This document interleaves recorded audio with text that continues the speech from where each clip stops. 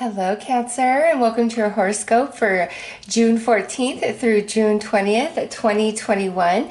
What we're going to do in this reading is look at the astrology and how that's impacting you this week, and the astrology being the moon, Mercury, Venus, and Mars. So the moon right here, Mercury here, Venus here, Mars here, how that's personally impacting you. And then we're going to pull some cards to look at your soul energy, general energies, love energies, and money and career for the week. So Cancer, Venus has moved into your sign, and this week you are definitely going to be in the feels. You're going to be more empathic than normal. You're going to have a desire for closeness, for connection, for healing, for forgiveness. It's a week where you are very much in your emotions about everything. You cannot escape it. And not only are you in your emotions, you are deeply entrenched in the emotional energy of others. It's like your antenna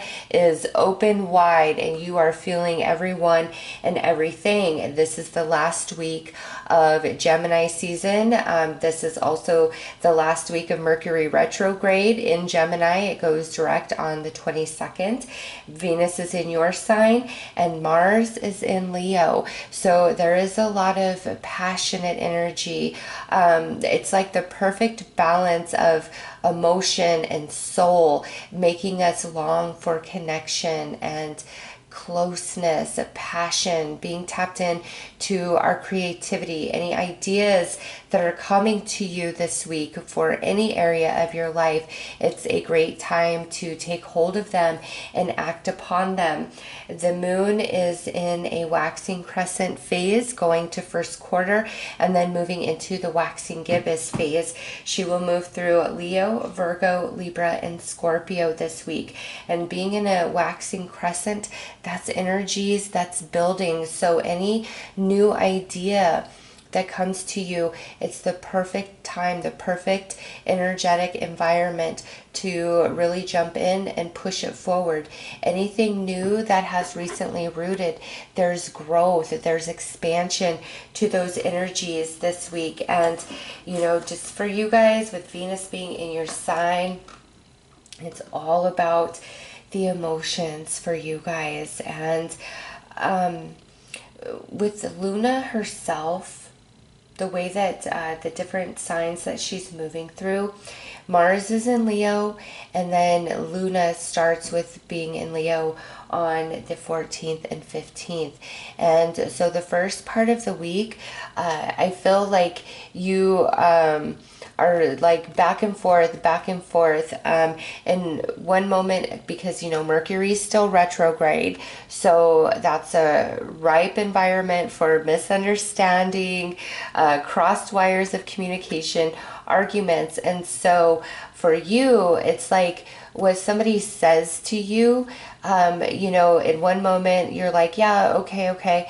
And then in the next moment it hits you a little different and you're like, wait, what did you mean by that? And you're like going back and forth, and in one moment, like your feelings are a little injured by it, and then the next moment it's like you're angry and you want to fight and you want to debate and you want to stand up for yourself. And Spirit is saying it's just the energy, any sort of like what you feel could be misunderstanding, or what did they really mean by that. Just kind of let those energies play themselves out, because by the end of the week, as Luna moves into Libra, coming into a first quarter position, it's like, oh, that's what you meant. Okay. And you guys talk about it and you get it worked out and everything's balanced out. Also, by towards the end of the week, there could be major progress made in some area of your life with that first quarter moon energy, especially being into Libra. And then as we wrap up the week, Luna moves into Scorpio, and that really drops you even further deeper into your emotions. Cancer, the end of the week is when you are, empathic times 1000, thinking about everything from the past to the present to the future and feeling very emotional about it 1000 as we wrap up the week. And Luna stays in Scorpio until about the 23rd. So all of that's happening to give you a deep emotional cleanse, Cancer, to get rid of any old residual energies that just anchor you down, hold you down, no longer serve a purpose. And with Mercury in retrograde, that's, answers, clarity finally coming to you. So it's a week of emotion, but it's for purpose, and don't get too caught up in it through the week. Spirit's saying, all energies are going to kind of work themselves out. And just because Mercury's retrograde, lines of communication can definitely get crossed.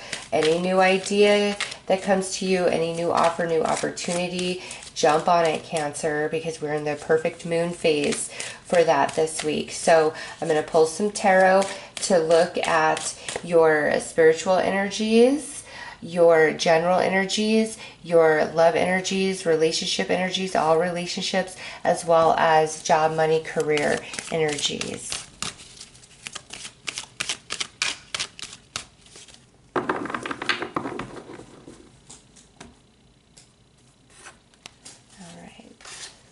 I'm just going to get these all laid out.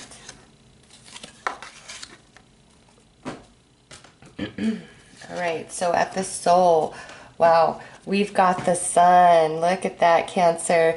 Next week, we start your season, okay? So what Spirit's letting us know is through these eclipses that we just had, the Sagittarius full moon lunar eclipse on May 26th, and then the Gemini new moon annular solar eclipse that we had on June 10th.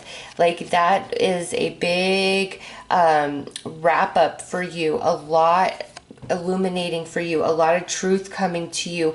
This is truth bubbling up within yourself about your life, your past, relationships, you name it, but also truth coming to you in reality through conversation, through different things you're seeing, different things you are finding. All right. So when there's a lot of truth and a lot of completion of old energy, it's like a bumpy ride a bit.